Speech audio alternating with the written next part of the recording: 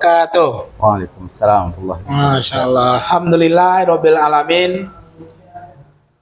Dun sana soro pemirsa Soro Minang TV sadonyo. Alhamdulillah pada hari Selasa, edisi Selasa tanggal 10 Januari tahun 2023, kami Safril Yubahar bersama Ustadz Irwandi Al-Bustami LC Basuwo balik Jodun sana dalam program yang Salamogo yang telah kita lakukan, yaitu dengan nama Syarak Mangato. Oke, Dun sana Soro Minang TV, tentu pada pertemuan kita kali ini adalah pertemuan perdana pasca tahun 2023. Iya, setahun Betul, yang lalu. setahun yang lalu kita bersua dengan Dun sana, dan memang beberapa kali terjadi kendala-kendala teknis sehingga kita tidak bersua melakukan kajian-kajian Islam sehubungan dengan program kita di setiap Selasa. Oke, Dun sana Soro Minang TV sadonyo, alhamdulillah tentu berkat doa kita semua, alhamdulillah pada malam hari ini kita menjumpai Dun sana balik dalam program Ngopi Ngobrol Pintar dengan tema Syarak Mangato dalam edisi Selasa 10 Januari tahun 2023.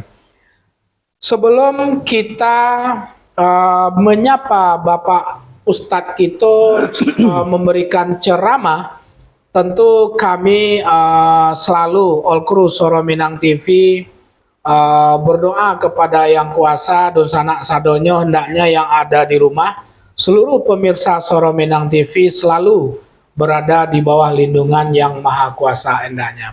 Amin. Nah, tentu apapun keberadaan Soro Minang TV tentu tidak lepas daripada kesetiaan daripada pemirsa itu sendiri. Betul, Pak Ustadz ya?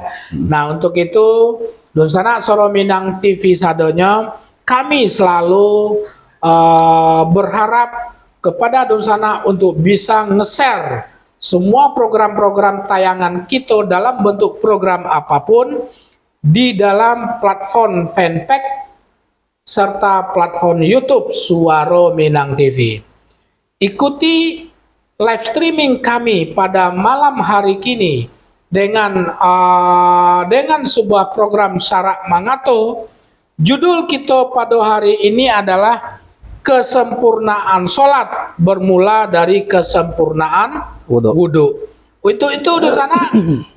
Sebelum kita serahkan kepada Al Ustadz, ikuti taruh Suara Minang TV, Suara Urang Awak.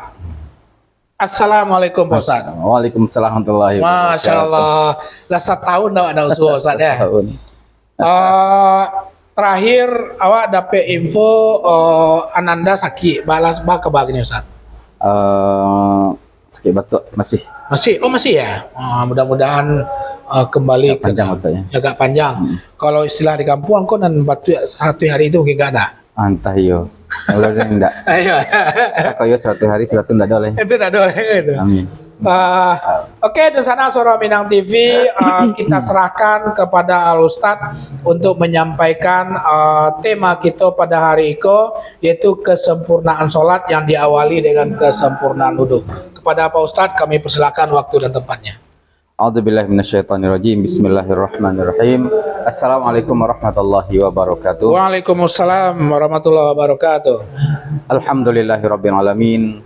Nahmaduhu wa nasta'inuhu wa nastaghfiruhu wa na'udzu billahi min syururi anfusina wa min sayyiati a'malina may yahdihillahu fahuwal muhtadi wa may yudlil falan tajida lahu waliyyan mursyida.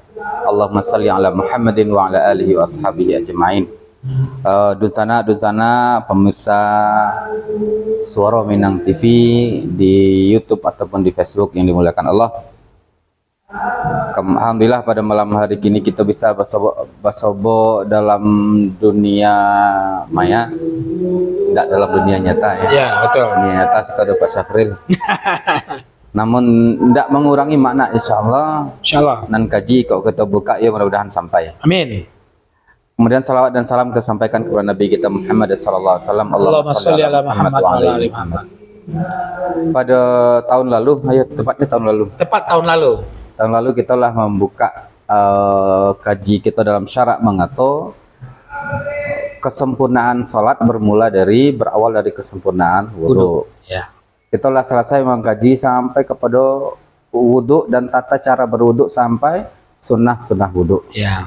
Dan di pertemuan kali ini insya Allah kita akan masuk pada penyempurna wudu tentunya, sebagaimana yang telah disusun oleh para ulama dalam buku-buku fikih. Ya. Hal-hal nan membatalkan wudu. Nawaqid al wudu. Nah, di sana dimuliakan Allah, yang namanya berhadas berarti kan disebabkan karena batal wudu. Ya. Kalaulah berhadas kecil maka beberapa ibadah tidak sah dilakukan, termasuk ibadah salat. Nah, lalu apa hal yang membatalkan wudu? Dek, kalau kaji-kaji kita di surau dulu lah biasa. Nah, membatalkan wudu itu 5 perkara, kan itu. 5 perkara ya. Kalau kita lah biasa mengaji. Ya. 5 perkara kok terjadi salah satu maka batal wudu. Batal wudu maknanya ibadah-ibadah yang disyaratkan suci tidak sah dilakukan. Yang pertama adalah kalau bahasa surau gitu dulu, keluar salah satu di antara 2 jalan. Itu. Iya betul. Kalau dalam bahasa fikih disebutkan khurujus syai'i min ahadis sabilain. Khurujus syai'i min ahadis sabilain. Dan di antara salah satu 2 jalan, disebutkan 2 jalan, yaitunya saluran buang air kecil atau saluran buang air besar. Itu saluran, dan keluar belum tentu air kecil, belum tentu air besar. Tapi keluar melalui saluran itu maka adalah batal wudunya. Kalau dalam Al-Quran Allah mengatakan auja'a ahadum minkum minal ghaiti, atau salah seorang di antara kalian baru saja buang hajat. Nah, batal wudu. Kemudian ini ditutup itu jendela. Nah, kemudian Rasulullah SAW mengatakan bahwa la yaqbalullahu salata ahadikum idza ahdatsa hatta yatawadda. Allah tidak akan menerima ibadah salah seorang di antara kalian koklah berhadas kecil, ada yang keluar tadi, maka tidak diterima Allah sampai dia berwudu. Ya. Nah, jadi kunci yang ingin kita lihat di situ adalah keluar salah satu di antara 2 saluran. Buang air kecil, saluran air besar. Betul. Apa yang keluar? Yaitunya kalau saluran buang air kecil, orang biasanya keluar buang air kecil, air seni. Berseni. Atau yang kedua kencing batu yang keluar. Oh iya betul. Kencing batu yang keluar. Ya. Air seni ataupun batu pada orang dan darah yang keluar bagai. Pokoknya apapun yang keluar dari saluran buang air kecil, bentuknya keluar dari situ batal wudu. Batu ketek-ketek kan batu, kalau dipecik kareh jangan benar batu. Betul. Tapi batal wudu karena keluarnya dari situ. Yang kedua keluar dari saluran buang air besar dalam bentuk hajat buang air besar ataupun cacing yang keluar dari situ. Apapun yang keluar dari situ termasuk angin. Kentut ya. Kentut. Ya. Nah, buang angin. Cacing yang keluar ataupun air besar yang keluar, apapun yang keluar dari saluran itu maka batal wudu. Berhadas kecil. Yang pertama. Kemudian yang kedua adalah kalau terbasok itu dulu di surau lalu nanindak pada tampeknya. Atau bahasanya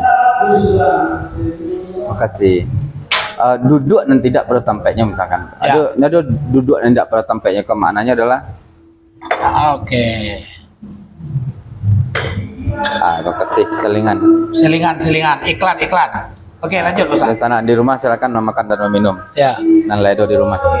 Nah, jadi yang kedua yang membatalkan adalah tidur. Nah, kalau bahasa awak dulu lalok dan indak pada tampeknya. Lalok dan indak pada tempatnya. Tapi tampek kok apa maksudnya? Bahasa surau itu dulu terlalu banyak kiasan ya. entah kiasan atau bahasanya terlalu sulit. Ya. Jadi talaluk tapi dalam keadaan ndak dalam posisi Tidur. tidur. Tapi kok yang dimaknai dalam bahasa fikih itu, di fikih bahasa ndak jauh berbeda. An-naumu ghairul mutamakkin. Nah, lalok yang ndak terkendali, itu bahasanya. Ah. Nah, dalam bahasa surau dulu lalok ndak pernah tampaknya. Makna lalok ndak pernah tampaknya adalah seseorang nan talalok tapi posisinya ndak terkendali. Apa makna yang posisi ndak terkendali? Kalau Rasulullah mengatakan hadis beliau mereka, al-ainu wika usah. Mato itu ibarat karet pengabek botol. Ya. Itu dulu kok masuk ketek-ketek kok pai sekolah mbak ya minum ndak ada tutupnya ambil plastik kabek yo kajai. Mato persis ibarat kajai. Kajai ya. Kajai itu nah. Lain tekana ada baru misal kajai. Pasti, sawahnya orang kampung kan.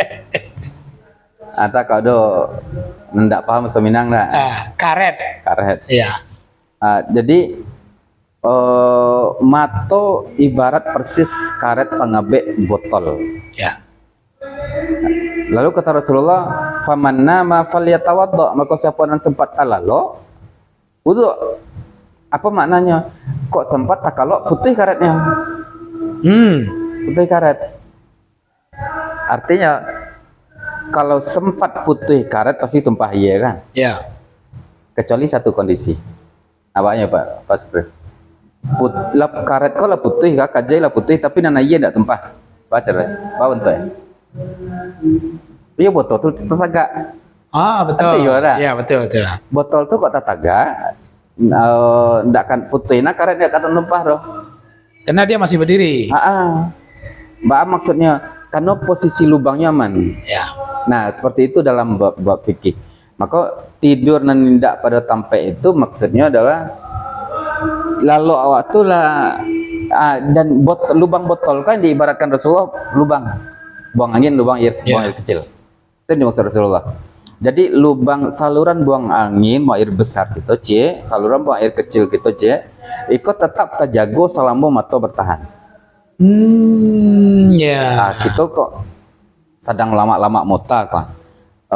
Tamu spesial, tapi tarik dah tahan dia. Ya. Itu masih bisa duduk situ setengah jam tuh, selama mato ndak ngantuk. Kok sempat tapi cium atau lah hilang, itu bisanya keluar angin. Ini keluar seorang tuh. Keluar seorang tidak sadar lah. Betul. Ndak kontrol kan? Makanya kejar Rasulullah. Siapa yang sempat tertidur, maka uduk. Kecuali dalam posisi aman. Kok adanya dalam mazhab Syafi'i. Kecuali dalam posisi aman, apa yang maksud posisi aman? Takalok nalah mato, tapi nan lubang tadi tersepi. Contohnya pokok merdeka duduk. Duduk lama merdeka, maka tampek buang angin tertutup. Betul. Takalok nah kau adona terasa nak buang angin, tapi deknya tersepi, aman. Termasuk celai orang lalok ketika sedang khutbah Jumat. Itu kan lama posisi itu. Ya.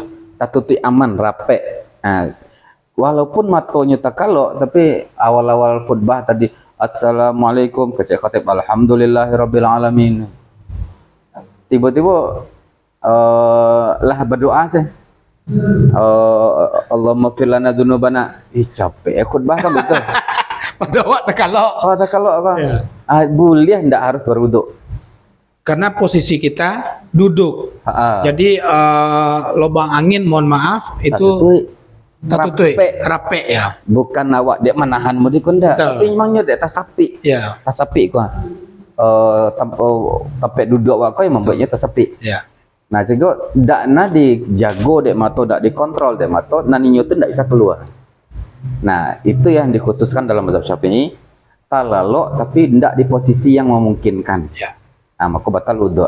Tapi kalau talaluk dalam posisi yang memungkinkan bisa menjago dengan aman, maka wudu tidak batal. Ya. Nah, jadi tapi dalam mazhab lain disebutkan terserah posisi seperti apa tetap saja batal wudu. Nah, asal tertidur. Takaluk. Nah, diambil dalam mazhab Syafi'i ada pengecualian. Ada itu karena kata Rasulullah al-ainu wika usah. Mato itu penjago lubang. Wan naumu dalam hadis lain yang lain madhannatul hadas, siapa yang terlalu di besar kemungkinannya berhadas. Faman nama falyatawadda, siapa nanti kalau segera berwudu. Jadi ada alasan Rasulullah nyuruh berwudu, yaitunya kemungkinan ada hadas. Ya. Nah, ketika kemungkinan itu terhalang dek gitu, nah kemungkinan tadi bisa terjawab. Ambo dak ada keluar hadas ke batu. Kapek dak ada pintu keluar. Iya. Maka aman. Sehingga nan lalu membatalkan wudu adalah seperti misalkan agak kemuka badan saya misalkan. Ada ndak aman tuh. Atau miring ke kanan. Ndak aman. Ndak aman. Ndak aman lah. Apalagi lalu kalau lelur Nah, lalu deko. Apalagi lalu duduk baselo. Iya. Mohon maaf kalau seperti dalam kondisi mendengar khotbah salat Jumat ya. Duduk baselo mana? Atau boleh duduk tasyahud awal. Kok mohon maaf kok ujung tumit kaki pas mana di bawah sampai bangin bah. Tengok je sumbek ada ujung tumit kan. Betul. Atau semakin kuatnya terjaga. Nah, jadi dalam bab fikih seperti itu. Siapa nanti lalu dalam posisi terkendali, wudu tidak batal, tapi di luar itu udah telayang, hilang akal, telayang itu batal wudu. Berbaring, baring ke belakang, baring ke bungko, atau berbaring ke samping, sadonya semua selama kuncinya tadi, pintu angin tertutup atau tidak. Iya. Kalau tidak terkendali maka lalu membatalkan wudu. Kemudian nan ketiga yang membatalkan wudu adalah hilang akal.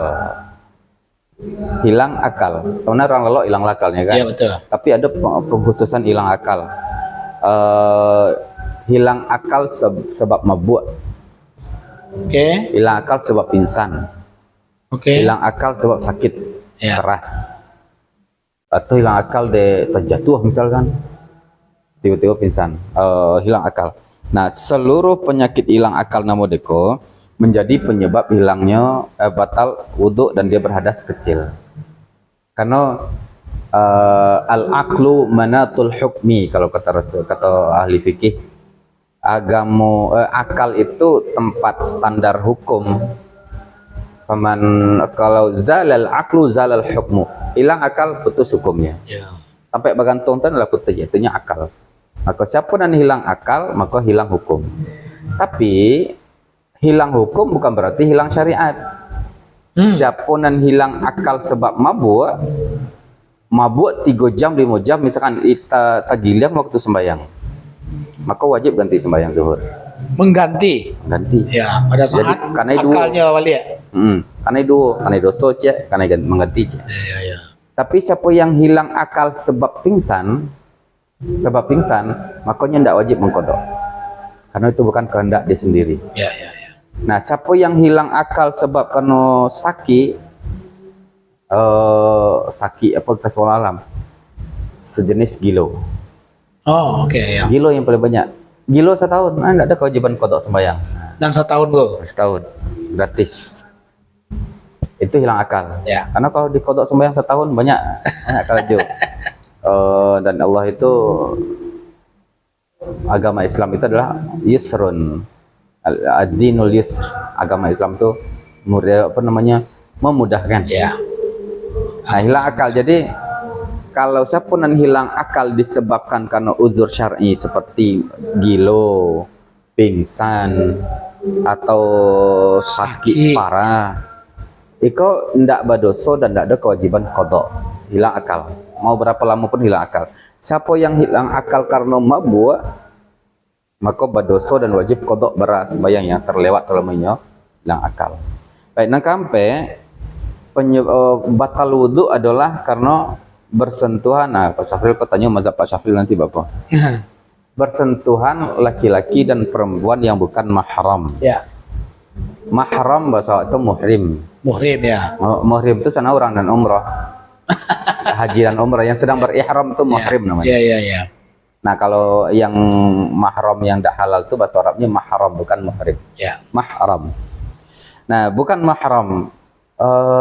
Siapa itu bukan mahram? Berarti almar'atul ajnabiyyah, orang wanita yang bukan dalam keluarga dekat. Bukan keluarga dekat. Bukan mahram. Siapa yang disebut mahram? Kalau ambo sebagai laki-laki nan padusi jadi mahram ambo adalah ibu. sampai ke teh, Betul. nenek. Kemudian Saudara perempuan. anak sampai ke bawah, sampai cucu. Oh, oke. Mau berapa level ke bawah cucu. Kemudian saudari, Saudari. adik, kakak pedusiambo, dia pedusiambo, Ya. termasuk anaknya. Oke. Termasuk anaknya. Uni ambo punya anak pedusi, anak pedusinya mahram. Oke. Kemudian mintuo pedusi. Oh. Mintuo pedusi mahram. Mahram mu'abbad bahasanya. Mahram mu'abbad itu adalah mahram selamanya. Tapi kok nan mintuo kah bukan calon mintuo. Kan beda. Nan mintuo maknanya apa? Wak lah menikah jo anaknya lah berhubungan jo anaknya maka ibu tadi jadi mahram. Mahram ya. Ba'a dengan istri. Ah, Itu masalah. Kalau yang sebut tadi itu muttafaq, sepakat ulama itu sadonya adalah mahram. Nah, sedangkan mintu awak mahram, mintu pedusi. ya. Karena awak lah bergaul dengan anaknya. Nah, sedangkan anak kok disebut mahram kan yang haram menikah. Ya. Ba'a dengan istri. Istri kok bukan sekedar statusnya halal menikah, lah punya anak. Ya. Lah punya anak. Lah sudah menikah lah punya anak. Berarti kan tidak haram menikah dong. Ya. Halal menikah lah sudah terjadi pernikahan lah dulu anak. Sehingga ketika disebutkan bahwa bersentuhan laki-laki dengan perempuan yang bukan mahram, nah adapun dalam mazhab yang lain disebutkan bahwa hukum mahram ini dikecualikan istri. Berarti istri boleh bersentuhan. Istri boleh disentuhan. Kenapa kalau dalam hadis kan dalam Al-Qur'an aulamastumun nisaa, kalau kalian bersentuhan di pedusi. Ya. Yang disebut pedusi adalah pedusi bukan mahram. Ya. Nah, ayat ini dikhususkan oleh hadis. Diperkecil skopnya oleh hadis, ada yang dikeluarkan. Taksir bahasa usul fikih namanya taksis. Apa itu taksis? Mengeluarkan sebagian unsur yang telah masuk di dalam yang umum sehingga keluar dari hukum. Ya. Mana yang masuk di situ? Yaitunya istri.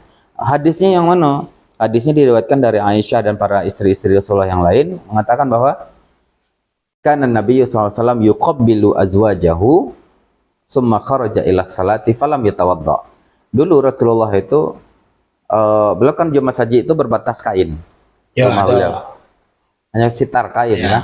Rasulullah itu sebelum keluar dari rumah menciumi istrinya. Dicium istri, kemudian masuk buka sitar, masuk ke masjid dan tidak lagi berwudu. Nah, hadis ini memberikan hukum khusus terhadap yang tadi di dalam ayat aula mastumun nisa surah Al-Maidah. Yang awalnya menyebutkan seluruh wanita yang bukan mahram membatalkan wudu, datang hadis yang dari Ummul Mukminin mengkhususkan berarti istri keluar dari situ. Oke. Nah, itu dikuatkan oleh hadis-hadis yang lain. Aisyah radhiyallahu anha mengatakan tafaqqatun nabiyya lailatan. Pada satu malam ambo kehilangan Rasulullah. Kan kalau lalok tuh senah dimatikan lampu. Ya. Kok sampai awak ada lampu lalok, lampu ketek. Ya. Di masa Rasulullah enggak ada. Mati lampu ya kalau alam. Dicari Rasulullah sabalah enggak ada. Sikor enggak ada. Akhirnya dicari-cari, berjalanlah tangan Aisyah kau menerawang kama-kama. Tak pegang kaki Rasulullah. Dalam posisi sujud. Oh, Rasulullah sedang sholat. Nah, gitulah. Rasulullah ternyata tidak berhenti sama yang batal wudu. Batal wudu, ya betul. Nah, tapi Rasulullah lanjutkan sholatnya. Nah, hadisku menguatkan bahwa ada kekhususan istri. Kekhususan istri dalam mana ketika Aisyah lah sentuh kaki Rasulullah, kan bersentuh pegang. Ya betul. Rasulullah tidak membatalkan sholat beliau, tidak memutus, tapi Rasulullah melanjutkan. Ya. Nah, kekhususan kau menunjukkan satu makna bahwa bersentuhan suami dengan istri selama tidak dengan syahwat, maka hukumnya adalah tidak membatalkan wudhu. Nah, dua nampak mazhab dari kita suka. Betul. Dalam mazhab Syafi'iyah bahwa aula mastumun nisa, atau kalian menyentuh wanita yang bukan mahram, Ya. istri termasuk bukan mahram berarti membatalkan wudhu. Dalam mazhab para ulama yang lain, ada hadis-hadis yang mengeluarkan istri dari hukum ayat tersebut, sehingga istri punya hukum berbeda, tidak batal wudhu ketika bersentuhan dengan suaminya. Nah, mana yang paling nyaman kita pakai? Ya. Paling nyaman kita pakai mana? Bapak Ibu kalau memang bisa kita pakai mazhab Syafi'i, boleh. Untuk nyari yang lebih aman gitu ya. Mana mau tuh? Nyari lebih aman dan lebih nyaman. Oke. Nyaman di batin. Kalau kedua-duanya aman insya Allah. Karena Rasulullah pun riwayat Betul. Nah tapi kalau barek rasanya suami sembayang jauh. Ndak cium tangan suami lo dulu sebelum bayi. Rasanya ndak nyaman, ndak mesra, atau kecil suami berkurang lo cinta, beko misalkan. Nah, ada satu hal rasanya ingin selalu mencium tangan suami ketika ingin suami keluar berangkat ke kantor, baik sembahyang ke masjid. Jadi kadang bahkan masjid dekat rumahnya keluar suami pun cium tangan. Nah, ingin menjaga sesuatu yang namanya cinta kasih misalkan. Betul. Nah, ya ingin nyaman dengan hal seperti itu dan suami barek lo uduk tiwa dan saji. Nah, silakan pakai mazhab yang dalam mazhab Hanafiyah boleh. Nah, karena prinsip fikih kan betul itu memudahkan. Ya betul. Kalau ada payung hukum tuanan lain yang lebih mudah, kita kan tidak mungkin memaksa orang lain dengan satu hukum itu. Because umat akan mengatakan bahwa masuk surga lah Ustaz bersama Imam Syafi'i, kami masuk surga sama Imam Abu Hanifah kan itu. Apa beda? Terakhir ya. Yang membatalkan wudhu adalah menyentuh kemaluan. Menyentuh kemaluan mudah saja. Pertama dengan telapak tangan bukan punggung tangan. Yang kedua kemaluan manusia. Tidak masuk kemaluan binatang, kucing dan lain-lain. Tidak masuk. Kemaluan manusia. Nah di siko maknanya Pak Ibu yang dimuliakan Allah, kok ada ibu-ibu yang mencebok anak-anak. Kalau sudah berwudu terus cebokkan anak-anak, wajib untuk berwudu kembali ketika akan melakukan ibadah-ibadah yang khusus. Mana yang disebut membatalkan wudu? Hal-hal yang membatalkan wudu. Hal-hal yang membatalkan wudu. Oke, dun sana Soro Minang TV sadonyo. Dalam kesempatan niko Pak Ustadz sudah memberikan beberapa apa tadi namanya?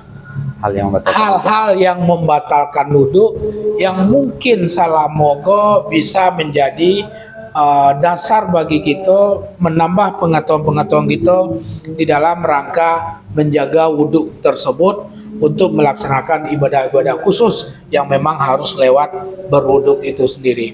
Nah, Dunsana Soro Minang TV sadonya bagi Dunsana yang ada waktu sekitar 5-10 menit untuk yang ingin bertanya kepada Al-Ustadz tentang tema kita hal-hal yang membatalkan wudhu, silakan memberikan komentar atau mengisi di kolom komentar sehubungan dengan pertanyaan-pertanyaan dalam tema kita pada malam hari ini.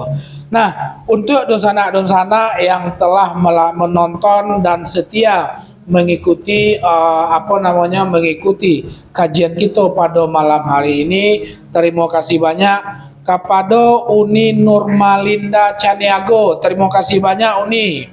Assalamualaikum, Solo hadir. Masya Allah. Pak Sapril Solo. Jauh ya Ustaz mengaji sampai ke Solo ya.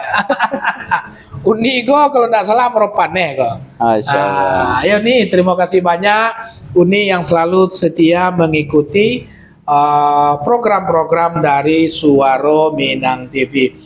Oke, Dusana Soro Minang TV, mungkin kita menunggu terus komentar-komentar dari Pak Donsana sehubungan dengan hal-hal yang membatalkan wudhu. Ustaz, sabalun ada penutik kaji cari apa? Tunggu lu, tanya lu. Jadi, juga kan ada pertanyaan terakhir dengan itu. Oke. Tanya lebih perlu nih. Betul ya. Yang paling sering ada dua hal. Yang pertama menyentuh kemaluan. Menyentuh kemaluan itu secara langsung dengan telapak tangan atau mungkin kadang mohon maaf Pak menggaruk tapi di dalam dibatasin oleh kain itu satu. Itu apakah bagian daripada pembatalan wudu itu sendiri gitu? Baik. Kalau menggaruk di balik sarawa, berarti menyentuh sarawa. Lain. Ya. Artinya tidak ada masalah. Ya. Yang disebut menyentuh itu yuk Memang kulit bertemu lah kulit dengan kulitnya. Oke, yang kedua Pak Ustadz, singkek saja Pak Ustadz ya. Kalau di Bali Sarawak tentu lain menyentuh kain. Nah, itu yang benar-benar apa yang Ustadz sampaikan. Itu suami istri pada saat mau pergi sholat diri rumah lah baudu. Kadang-kadang atigo Pak salam, jangan wak wudu kam itu. Nah, tapi bisa ndak mungkin pada saat situasi tertentu wak pakai mazhab Syafi'i, sudah tuh di suatu sisi tertentu kadang-kadang wak tetap orang rumah apa, tapi sampai di rumah, sampai di masjid kita ndak wudu balik. Bisa ndak hal itu kita lakukan gitu? Di lain waktu mana? Di lain waktu maksudnya, di lain suasana situasi tertentu. Baik. Sebenarnya kita dalam berfikih ada yang kita pegang. Kita punya pegangan cik dalam fikih. Bako itu kita pecik karena kita yakin ikon betul. Ikonan dalil kue, ikonan kita pecik. Yang lain apa? Mungkin lebih betul aja makanya pakai di orang lain. Ya betul. Kok ambo misalnya ambo dekom misalkan. Ya. Tapi di satu kesempatan ada kondisi-kondisi yang membuat kita terpaksa berpindah. Terpaksa berpindah betul itu. Ya. Apa yang membuat kita bisa pindah? Pertama, sesuatu yang telah terjadi dia awak tak tahu. Oke. Misal kok ada orang dalam kepala ideal memacik mazhab Syafi'i setelah beraja. Yeah. Tapi sebelum beraja dulu menganggap biasa kok sembahyang wudu bersentuhan jo istri, wudu tak batal. Ya. Tak biasa pakai itu jadi salaman. Setelah beraja banyak-banyak berubah isi kepala bahwa ternyata wudu tu batal kalau bersentuhan jo istri. Analah berlalu apa? Ada yang berlalu pakai salaman lain. Ya. Jadi kita payungi nanlah terjadi untuk kita membuat apa namanya menjadikan ibadah nanlah berlalu itu tetap sah. Supaya kita tidak kena tanggung jawab ulang balik. Iya. Yang kedua, kita bisa berpindah kepada mazhab lain saat kita memfatwakan ke orang lain. Maksudnya Ustaz? Orang bertanya kawak apa? Ya. Kau ambo pegangannya berdua ha. Kau terus sebaiknya ambo bawa Ustaz. Nah misal kau, celiak kondisi pak lu nya. Apa cocoknya berdua salah? Insya Allah ada payungnya, ada sah. Itu. Oh itu ya. Nah, kita mungkin idealis dengan diri sendiri. Betul. Bakal idealis, ambo ingin ibadah paling afdol, paling berat. Karena ibadah pahala tentu kadang. Ya. Tapi untuk orang lain biarlah mudah-mudah salah kerajaan. Boleh? Dan di MUI termasuk itu. Salah satu hal yang dipakai di MUI, semisal orang bayar zakat. Dalam mazhab Syafi'i kan tidak boleh bayar zakat DPT. Iya betul. Tapi orang-orang terlanjur pakailah mazhab Hanafi. Yang ke depan bapak serancanya beli bareh lu. Apa PT itu beli yang kabarnya bayar zakat ke orang lain. Zakat dengan bareh. Betul. Nah, tapi secara umum setiap pendapat ulama yang dikuatkan dengan dalil, selama tujuan kita mencari ridha Allah, mendapatkan ridha Allah untuk masuk surga, manapun yang kita pilih itu sah. Ya, karena kita mengatakan bahwa semua mazhab itu adalah mazhab para ulama yang memang ikhlas mencari ridha Allah dengan ilmu mereka sampai insya Allah. Nah, hanya saja mungkin kok berpindah-pindah, kok terpindah nyaman. Nah, pegang cie, jadikan itu kebiasaan. Iya. Oke, Dunsana Suro Minang TV, sekali lagi kami menunggu komentar daripada Dunsana jika memang ada pertanyaan-pertanyaan. Tapi jika memang karena memang kok perdana lah kok Ustaz, kita lama dulu kita tidak menemui dan menjumpai Dunsana Suro Minang TV, jadi mungkin belum banyak yang mendapatkan atau yang lagi menonton di acara kita pada hari itu, sehingga tidak banyak yang memberikan komentar-komentar. Tapi insya Allah Dunsana Suro Minang TV masih bisa nanti melihat kembali dan memutar kembali live streaming kita lewat fanpage Suro Minang TV di Facebook dan lewat channel YouTube Soro Minang TV yang ada di YouTube itu sendiri. Oke, Pak Ustadz, mungkin tidak terasa waktu sudah hampir 60 menit juga untuk mengakhiri daripada pertemuan kita, iya kan? Lah 9 kurang 5. Ya, mungkin lebih kurang 50 sampai 60 menit lah ya. Nah, untuk mengakhiri, ada enggak hal-hal yang perlu disampaikan berikut sehubungan dengan tema kita gitu? Baik. Di sana yang dimuliakan Allah, kok sembayang ndak baudhu, orang lah rata-rata tahu bahwa sembayang ndak sah tanpa wudhu. Wajib hukumnya. Nah, tapi ada hal lain sebenarnya yang ndak boleh dilakukan tanpa wudhu. Tawaf. Tawaf di Ka'bah, tawaf. Oke. Sembayang masuk masjid, sembayang sunat, tahiyat masjid. Tahiyat masjid itu wajib dalam keadaan berwudhu. Penghormatan ke Masjidil Haram bukan dengan sholat sunat 2 rakaat, tapi dengan tawaf. Jadi tawaf itu bentuk penghormatan kita ke Masjid Al-Haram, sehingga tawaf itu wajib dikerjakan dalam keadaan berwudhu. Kok ndak berwudhu, wudhu loh. Akan lebih afdal, tapi sebentar wudhu ya Zam-Zam lebih afdal. Iya. Yang kedua yang tidak boleh dilakukan dalam keadaan tidak berwudhu adalah yang ketiga lah, tadi sembahyang dah, menyentuh mushaf Al-Quran. Iya. Al-Quran tidak boleh dipegang dalam keadaan tidak berwudhu. Dalam Al-Quran Allah mengatakan la yamassuhu illal mutahharun, yang nyentuh mushaf itu adalah yang mutahhar, suci. Dikuatkan oleh hadis Rasulullah, la yamassul Qur'ana illa tahir, yang nyentuh tidak boleh nyentuh Quran kecuali orang yang suci, tahir. Nah, itu dua dalilku menguatkan bahwa memegang mushaf tidak boleh dalam keadaan tidak suci. Nanti ada perihal aku membaca Quran, nah itu dalam bab hadas besar nanti insyaallah. Oke. Nah, menyentuh mushaf ya itu yang sering dilalaikan oleh kaum muslimin. Malah nak baca Quran tapi ndak uduk dah, ndak apa pakai pegang salah, pacik salah ngaji. Ya, kalau dalam keadaan seperti itu ndak berwuduk tapi nak baca Quran, keluarkan hafalan. Andalkan hafalan. Hafal qul huwallahu ahad apa kayak ulang-ulang tadi kan. Nah, mungkin masih ada sebagian orang yang dalam tanda petik kita sebut dengan awam lah ya, tentang pengetahuan agama. Membedakan mushaf dengan Al-Quran yang lain kok seperti apa? Kan di rumah ada Al-Quran, awak menyebutnya semuanya Al-Quran gitu. Nah, yang mushaf, yang tidak gitu. Mushaf artinya lembaran bertuliskan Al-Quran. Oke. Mushaf tuh lembaran yang bertuliskan Al-Quran. Nah, di tempat awak kan lembaran banyak dikasih kulit, itulah mushaf. Isinya bahwa yang dituliskan itu Al-Quran. Yang ada arti terjemah segala macam itu masuk dalam bab kedua. Muncul pertanyaan, kok bercampur, seandainya bercampur antara Al-Quran dengan yang lain? Betul. Seperti kitab tafsir.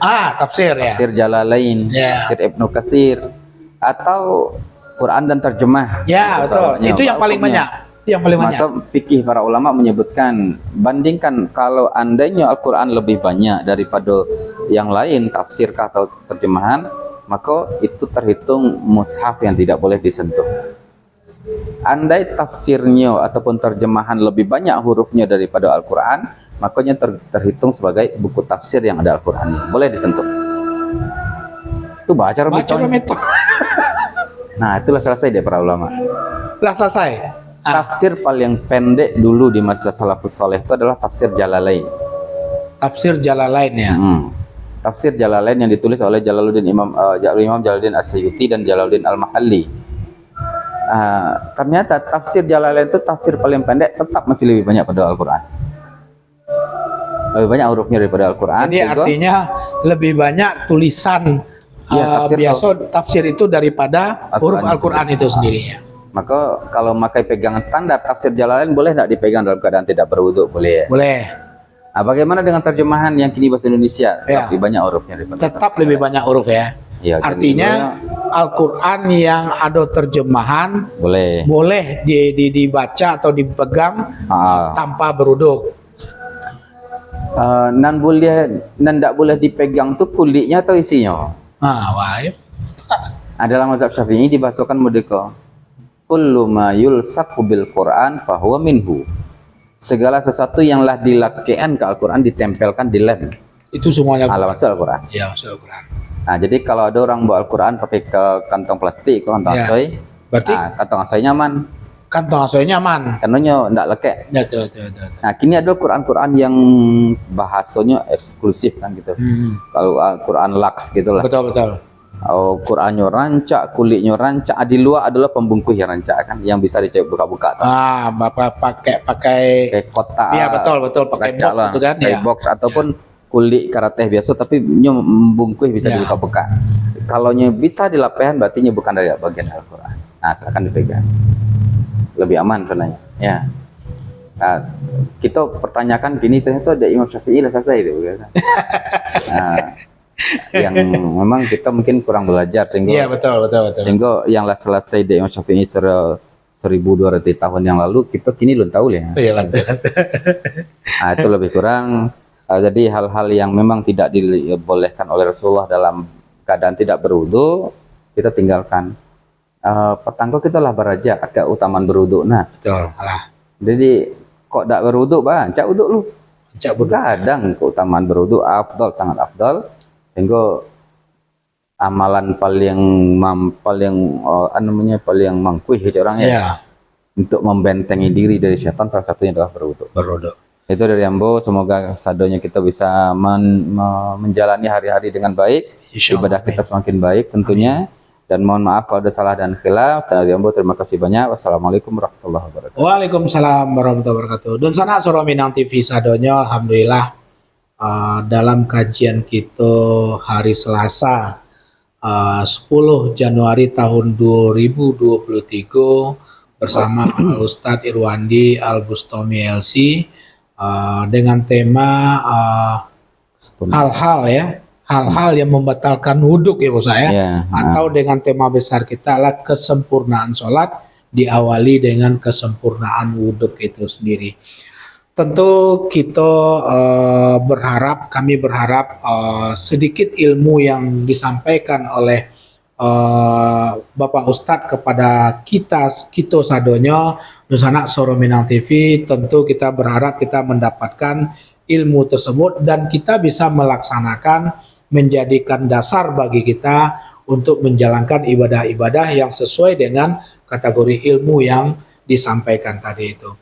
Mungkin kami Al Ustadz Irwandi bersama saya Safril Bahar dan kameramen Mr. Donald beserta all crew yang lain Soro Minang TV pamit undur diri Pak Ustadz ya. Pamit undur diri dalam edisi kita pada malam hari kini. Tentu sebelum kami mengundurkan diri, tentu kami bersama Pak Ustadz menyampaikan permintaan maaf jika memang dari awal ada sesuatu yang kurang tepat yang kami sampaikan. Bahwasanya seperti yang kita ketahui, kebenaran itu hanya milik Allah Subhanahu wa taala, dan jika seandainya ada kesalahan itu adalah murni pribadi kita masing-masing. Oke, Dusana Soro Minang TV sadonya, terima kasih banyak kepada Dusana yang telah mengikuti terus dengan setia program-program Soro Minang TV, khususnya pada program kita Sarak Mengato pada malam hari itu. Tentu kami berharap kepada Dusana-Dusana yang belum sempat, maka insya Allah masih bisa memutarkan video live streaming kita di fanpage Soro Minang TV dan channel YouTube Soro Minang TV. Kami akhiri pertemuan kita pada edisi 10 Januari tahun 2023 hari ini dengan mengucapkan Assalamualaikum warahmatullahi wabarakatuh. Suara Minang TV, suara urang awak.